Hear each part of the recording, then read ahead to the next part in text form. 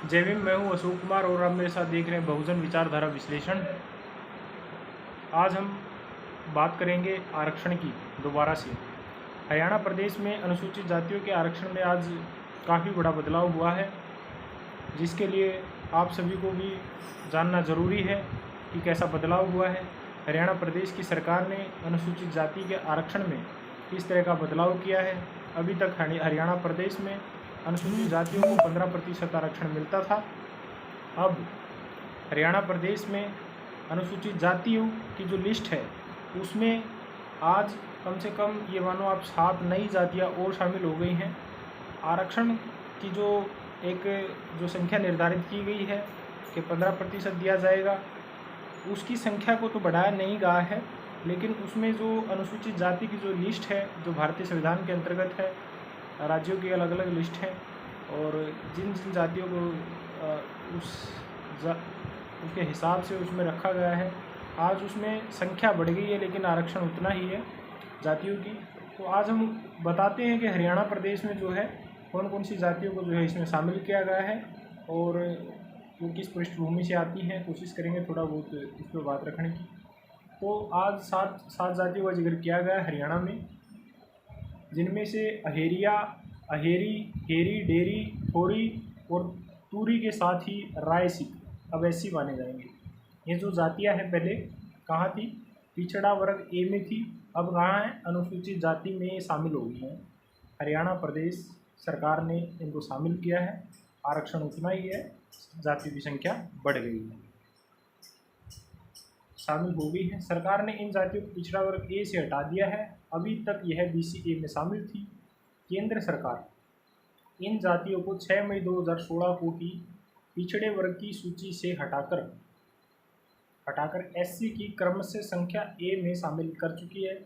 हरियाणा ने केंद्र के फैसले के 6 साल बाद अपनी सूची में संशोधन किया है। हरियाणा SC/BC कल्याण विभाग ने इसकी अधिसूचना जारी कर मंडलायुक्त को DC को सूचना भेज दी है। अहेरिया, अहेरी, हेरी, डेरी, थोरी और तूरी जातियाँ अब हरियाणा की अनुसूचित जाति की सूची में क्रम संख्या 1A में रहेंगी। राय सिख को अनुसूचित जाति की क्रम संख्या 29A में शामिल किया गया है। इसी तरह से सरकार ने यह भी स्पष्ट किया है कि अनुसूचित जाति की सूची में क्रम 8 पर स्थित बांजरा और पिछड़े वर्ग ए की सूची में क्रम संख्या 58 पर अंकित बांजरा और बंजारा दोनों ही अलग अलग जातियां हैं। PPP के 24 अगस्त तक के डाटा का होगा उपयोग। हरियाणा सरकार BCA को पंचायत चुनाव में आरक्षण देने के लिए 24 अगस्त 2020 तक के डाटा का उपयोग करेगा। विकास एवं पंचायत विभाग ने सोमवार को इस संबंध में सभी DC को पत्र जारी कर दिया है। हालांकि इस फैसले पर BCA में विरोध के भी सुर उठने लगे हैं। PPP के तहत अभी पूरी आबादी की परिवार ID नहीं बनी हुई, तो जो तैयारी होनी चाहिए सरकारों की वो हमें नज़र नहीं आती है।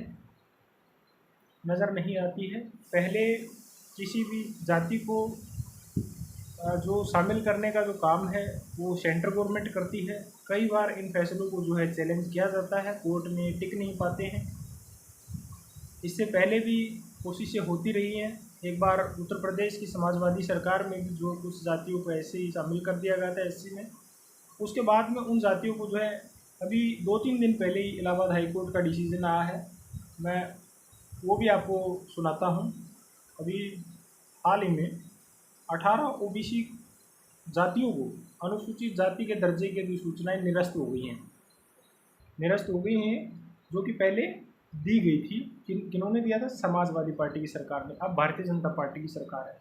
इलाहाबाद हाई कोर्ट ने कहा केंद्र व राज्यों को ऐसे फैसले का संवैधानिक अधिकार नहीं है। केंद्र व राज्यों को ऐसे फैसले का संवैधानिक अधिकार नहीं है। ये कोर्ट ने टिप्पणी की है कि बार बार अपने राजनीतिक फायदे के लिए इन शेड्यूलों से आप छेड़खानी नहीं कर सकते हैं। इलाहाबाद हाईकोर्ट ने उत्तर प्रदेश में अन्य पिछड़ा वर्ग OBC के 18 जातियों को अनुसूचित जाति SC में शामिल करने की सभी अधिसूचनाओं को बुधवार को ही रद्द कर दिया। ये पुराना फैसला है। हाईकोर्ट के फैसले से प्रदेश सरकार को तगड़ा झटका लगा। योगी सरकार ने 2019 में एक, जबकि पूर्व की अखिलेश सरकार ने 2016 में इस संदर्भ में 2 अधिसूचनाएं जारी की थी। इससे पहले हाईकोर्ट ने 24 जनवरी 2017 को इन जातियों को एससी प्रमाण पत्र जारी करने पर रोक लगाई थी। चीफ जस्टिस राजेश बिंदल और जस्टिस जे मुनीर की पीठ ने यह फैसला गोरखपुर की संस्था डॉक्टर भीमराव अंबेडकर ग्रंथालय एवं जन कल्याण और अन्य जनहित याचिकाओं पर दिया है, क्योंकि जो अनुसूचित जातियों में जिन जातियों को जोड़ा जा रहा है, अनुसूचित जातियों की संख्या पहले से ही ज़्यादा है। उनका आरक्षण उनकी आबादी के हिसाब से जो आगे बढ़ जाना चाहिए था, अगर नई आबादी को शामिल किया जा रहा है तो भी अनुसूचित जातियों के आरक्षण का जो संख्या है उसको ज़्यादा प्रतिशत में बढ़ाया जाए, उसके बाद में शामिल किया जाए तो कुछ बात बने।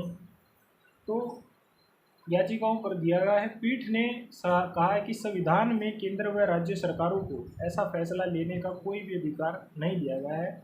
इससे पहले प्रदेश सरकार की ओर से पेश महाधिवक्ता अजय कुमार मिश्रा ने बुधवार को हलफनामा दायर कर कहा है कि सरकार के पास अधिसूचना बनाए रखने का संवैधानिक अधिकार नहीं है। इस दलील के आधार पर ही हाईकोर्ट ने याचिकाओं को मंजूर किया और सभी अधिसूचनाएं रद्द कर दी। याचिकाकर्ताओं के वकील राकेश गुप्ता ने दलील दी कि ओबीसी की जातियों को अनुसूचित जाति में शामिल करने का अधिकार केवल देश की संसद को है, यानी राज्यों को नहीं है। किसी भी शेड्यूल के साथ कोई भी छेड़खानी करने की देश की संसद से ही उन जातियों को जो है आगे शेड्यूल में डाला जा सकता है। ऐसी संसद में हमारा प्रोविज़न है इंडियन कॉन्स्टिट्यूशन में। अब कोर्ट ने एक टिप्पणी और की है। कोर्ट कह रहा है कि अपने राजनीतिक फायदे के लिए आप जो है ऐसी छेड़खानी नहीं कर सकते हैं।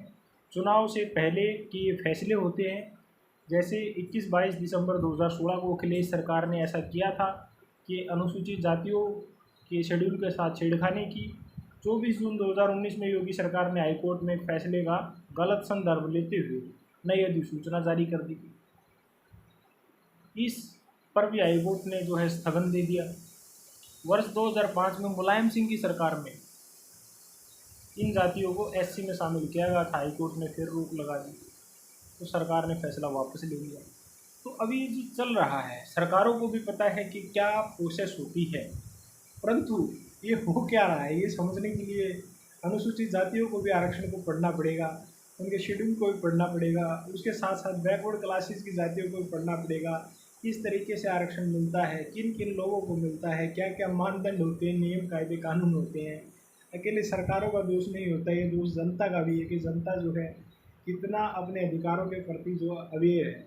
बहन कुमारी मायावती, बीएसपी अध्यक्ष बहन कुमारी मायावती जी ने भी जो है इस मुद्दे को उठाया था कि अनुसूचित जातियों के जो जिस प्रतिशत में आरक्षण दिया गया है, अब आबादी अगर बढ़ गई है तो पहले जो है आरक्षण को बढ़ाया जाए, उसके बाद जो है दूसरी जातियों को अनुसूचित जातियों में शामिल किया जाए। तो पहले आरक्षण को ही बढ़ाना चाहिए। बहन मायावती जी के इस तरह से मेरे ख्याल से अनुसूचित जातियाँ सहमत होंगी। और आप लोग भी क्या सोचते हैं इस तरह के बारे में, आरक्षण के बारे में आपकी क्या राय है? आरक्षण के ऊपर मैं एक और नया वीडियो बनाऊंगा जिसमें हम प्रोफेसर डॉक्टर विवेक कुमार जो उन्होंने एक रिसर्च पेपर लिखा आरक्षण के ऊपर कि आरक्षण क्यों ज़रूरी है, किन वर्गों को आरक्षण मिलना चाहिए, क्या पृष्ठभूमि उनकी होनी चाहिए, क्या कायदे नियम कायदे होने चाहिए, किस तरीके से उन्होंने आरक्षण को बताया है। अगला वीडियो में कोशिश करूँगा उसके ऊपर बनाने की। तो आज के लिए इतना ही। जय भीम, जय भारत। हमारा वीडियो अगर पसंद आए तो उसको ज़्यादा से ज़्यादा शेयर कीजिए, हमारे चैनल को जो है सब्सक्राइब कीजिए। जय भीम, जय Bharat. Thank you so much.